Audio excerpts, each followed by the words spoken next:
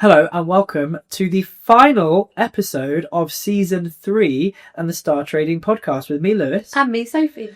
Wow, we made it to the end of another season. Woohoo! Now, people may be a little bit shocked because the previous 2 seasons had 20 episodes. Mm-hmm. This is technically only episode 10. Quality over quantity. Quality over quantity. I'm glad you said that because I didn't have any other excuse other than we're tired and so busy all the time. We actually are so busy. We are so busy. That's where half of this season is at your house. Yeah. And half of it is on this lovely sofa. Indeed. Yeah. But it's very nice in here. Yeah. We want to talk about on this episode, what we talk about? Wait. What's next? Yeah, we could trading. Done that. Trading, completed it, mate. Yeah. What do we do next? Yeah. So I think it's quite an interesting thing to think about from our students' perspective, and then we'll talk about our perspective as well, because this season people have met a few new faces that they maybe haven't met before. They've caught up with a couple of other faces which they have seen before, like the lovely Sarah. And these people are people who are either partway through their mentorship with STARTrading or have now completed their mentorship. So you've completed the STARTrading mentorship. What's next? And I love that we get to showcase all of the students who are all so different, but really lovely people. Yeah. I think you attract really, really nice people who are all at different stages of life, different stages of employment. And we should get more on for next season. They should do. Yeah, that'd be really good. Yeah. I know Josh Jones was very sad to not be featured on this season. Yeah, but maybe next one. Maybe. Let us know if you actually want to see head mentor Josh Jones or not. We'll see. And also if we think about the journey completing, so if we think right back to season 1, episode 1, where you just started your trading journey and your mentorship. Yeah. Now I'm an expert. Now you're an expert. Now you're a mentor. Yes, I am. Not just a mentee. Yeah. And you're killing it in the markets in a good way. Yeah. Yeah. So talk to us about that journey a little bit from then to now. And what it's opened up for you. It's just been such a lovely journey. Like none of it has been stressful. From day one, when you join STARTrading, you're just so supported. It's like having a hug. And there's just the wonderful community. You know, there's sometimes a thing with you and the mentor team where you don't want to ask a stupid question, but you can ask it in the community. And everyone's been there and everyone's working their way up through the different strategies. So they then answer other people's questions, and it's just so lovely. And the training is just really logical. It's not all at once. It's step by step. It's supported all the way. Some people take a few weeks to get the first strategy. Some people take longer. All of it is fine. So the structure that you built for teaching and learning is just really lovely. Yeah. Everyone celebrates each other all the time. It's good vibes. We've got in-person events. We've got holidays that just bring everyone together again.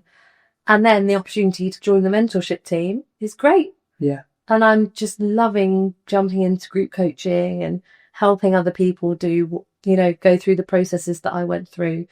And then I think once you've done that for a little while, you just see how people's brains work, because everyone has the same obstacles in the end. Yeah. So it's been great. And then my trading is gone really great as well. Yeah. That's what we want to hear. Yeah. What's the most recent trading month yielded you as a percentage return? I think my average is about 8%. Brilliant. Recently 9%. Yeah. That's really good. Yeah. Yeah, that's what we like to see. And I'm now, there was a moment a few months ago where I just went, I can do this. Why am I not feeding the account more? Yeah. Trust the process, do it.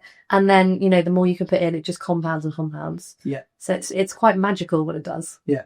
I mean, I say it in people's very early stages, but it's like trading becomes a doorway to more time and more money because you're learning a skill which makes you money in less than 30 minutes a day and opens up, therefore, okay, right, now I'm earning good money from my trading.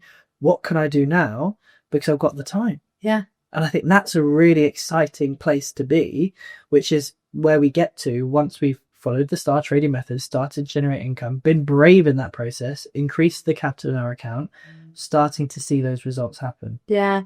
I remember, and it just gives you a bit of breathing space and headspace where you've just got that little bit of extra cash coming in. So I would trade in the morning and then say to Simon, right, let's go out for lunch. It's covered. Yeah. I've just got that this morning. I'm taking you out for lunch. And then, just getting little treats for the kids or just booking the show or whatever. Yeah. It's just really fun. I think I'm always reminded by Sarah, who obviously people have met. And a few months back, she had a situation where her lovely little dog called Elvis had to, well, the choice was have life-changing surgery or life-saving surgery, should I say, or be put down. Elvis. Poor little Elvis. What a horrible situation to be put in. And I think if we just have to talk numbers here, the cost of putting him down was something like £100. The cost of saving him was about £5,000. And Sarah, because of trading, did not have to even second guess that question. Whereas a year before, she would have had to make a very, very tough decision from a financial perspective or gone into debt potentially to save Elvis's life. And I think one of the things which I think is most powerful from that is that taught Sarah that actually what freedom meant to her wasn't quitting her job and doing this and doing that. It was not having to worry about the financial things in life if bad things do happen. And I was like, that is powerful. Yeah. That is what it's about for me. It's about establishing financial peace as much as it is about fun holidays and this and that and all the stuff we do together, the incredible community we have. It's about people having that sense of financial peace. And that's what trading is doing for so many of our students who've completed trading. Yeah. It is amazing. It's like first, okay, you've got a bit of spare cash coming in. Then you realise, oh, actually it's covering most of my expenses. Okay, it's covering all my bills. Okay, then it's like, oh, I can feed it back and I can compound even quicker. I can pay off my debt. I can help do this. I can invest in property. Yeah. Yeah. Incredible. So what would you say is a good place once people have completed trading and they're generating that money, they've now grown their account and they've actually generating really good sums of cash that they could diversify elsewhere? Where would you say is a good place to go next? I mean, I still think property is a good way. I don't want to hear it. When done properly. Yeah. What are you trying to say? Really good. Yeah. There's always you haven't had a lot of luck though, have I've you? not. I think I genuinely think the universe or God or whatever is just telling me I shouldn't be doing property. But I do believe in it. Yeah. You cannot argue with leverage in property. No. And you cannot argue with capital appreciation. No. But you do have to have the right market demand so that someone will either buy it or rent it. And you do have to have contingency, and you do have to have a good team when that's the source of the builder or the letting agent or the project manager. Yeah. So there are a lot of moving parts, I think, and it can be very costly. As you Yes. know. When it goes wrong, it's very costly. And this is why it makes me laugh when people say, oh, trading is risky, and they would rather do property than trading. Because I'm like, what do you not understand Yeah. about the actual risks that are involved with property and the risks that are super low when you trade using the STARTrading method? They are night and day. And I don't understand how people think that property is a safer investment vehicle. And this is why I think I agree with you. I do think it's a good long term. And it's also thinking about, and we've talked about this on previous episodes of the podcast, what do you want out of your money, out of your investment vehicles? Because I've realised I just love business. I really, really love business. I enjoy business.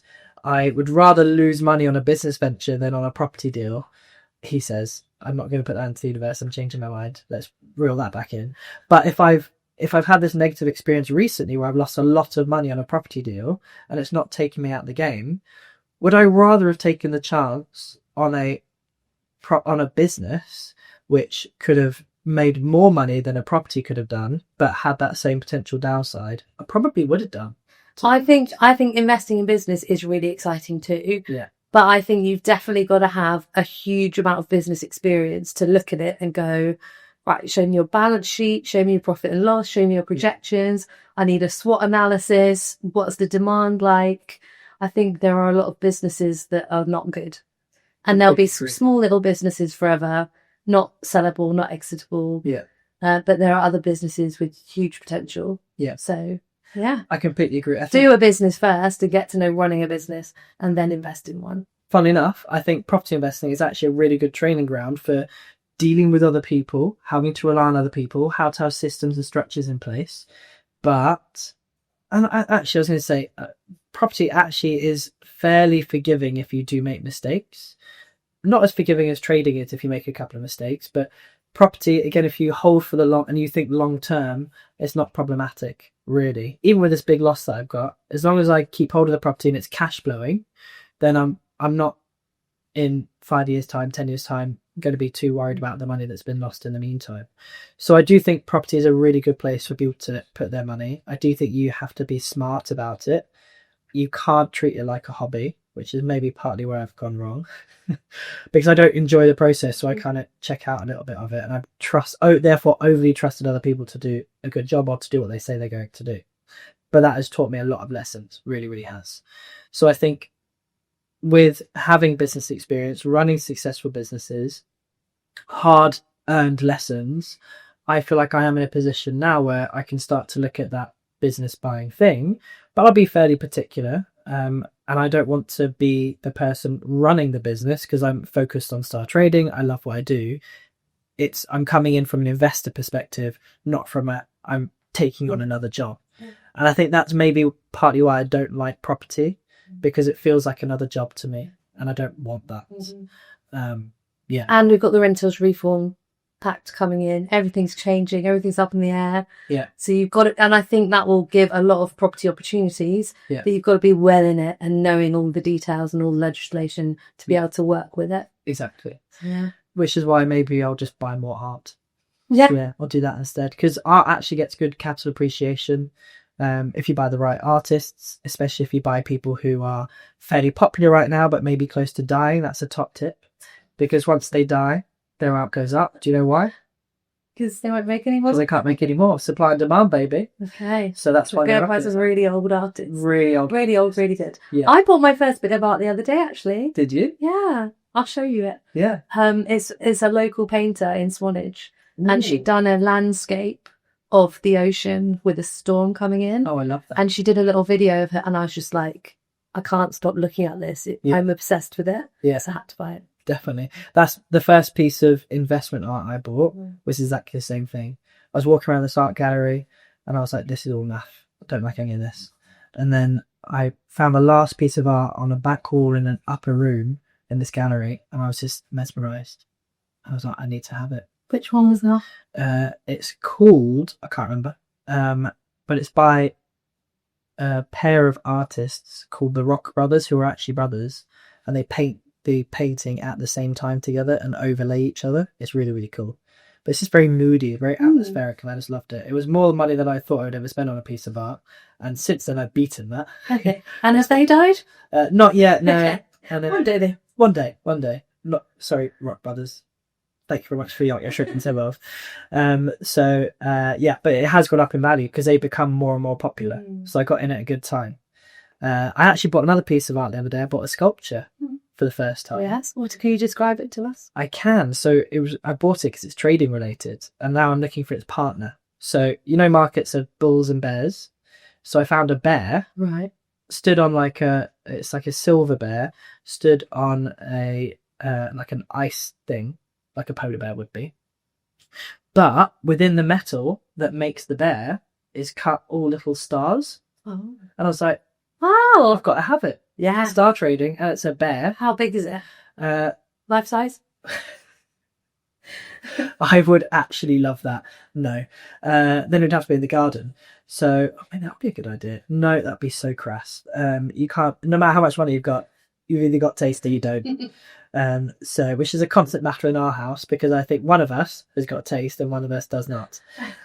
So it's only about yay big, like a shoebox size. Okay. Yeah. So it's not too big, so it fits on the shelf quite nicely. I've just put it behind my desk setup on my shelving unit. And I really like it, actually. I didn't like it as much in the shop as I did when I got it home, which was odd. I mainly bought it because it was a bear and it had stars in it, versus really liking it. Okay, so we need to find you a bull. We need to find me a bull. Yeah.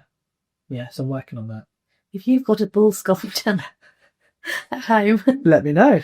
Or if you've made one out of plasticine. do some kind of competition. Yeah, she could, yeah. Yeah. Top prize, a lunch with me at McDonald's. There we go. Another Mackie D's. Yes, I think I think really trying to bring us back on topic. Once you've completed your STARTrading mentorship, there's kind of, I really like what you did there. There's kind of different levels of the income you're starting to generate.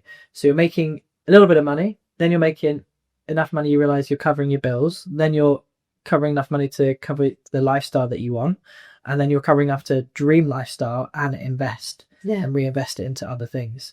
So I think the sky's the limit. It just opens up the doorway. You just have to focus on getting that skill in place and then using the power of compound interest to grow your account. Yeah. And it's totally possible. Totally possible. If we can do it, then literally anybody can. So yeah. Did you bring any bubbles for the final? I don't think I did. Okay. No. We'll have one later. Should we have a snack? We should have a snack. snack. Did bring snacks for each Just other. the magic. Yeah. Right. 3, 2, 1. Ooh. Oh. Unusual. Yeah. I feel like you're getting your own back with me here. Definitely surprised. I got a lemon Turkish delight bar. I'm not normally a fan of Turkish delight. No, neither am I. So you bought me it, thanks. I thought Milky Way stars. Very nice. Thank On you. brand. Yeah. Ah, that's really annoying. I was hoping it would have nuts in. It is M&S. It should be nice. I never understood the Lion, the Witch and the Wardrobe where that boy was obsessed with the Turkish delight from the ice cream. Have you ever had proper Turkish delight, like plain turkey? It's totally different and it's really soft and good. Oh, it's in it. Oh, it's picked up a dog hair. Sitting in a little cube. Yeah. I wasn't expecting that. It's just half it dropped off. I think it's lemon Turkish delight but covered in chocolate. I'm not sure about that combo. I don't really like lemon with chocolate. Who does? I don't really like lemon. Thing. I don't like lemon flavoured things in general, other than lemon. Okay. But lemon chicken, get out of town. Madness. Orange chicken, get out of town. It's not revolting, but my problem with lemony things, although I do like lemon tart. Yeah, can't go wrong with lemon tart. But very often the lemon tastes like cleaning fluid. Hmm. That's the association in my brain. I'm going to say 5 out of 10. Surprise? 10 out of 10. Okay. Yeah. But 5. Right. Milky Way stars. Not very surprising. No. Quite tasty. Yeah. We'll go for a solid 6.5. Take that. Okay. Yeah. Thank you. There we go. So thank you for joining us on the final episode of Season 3 of the STARTrading podcast. We will see you soon. Bye.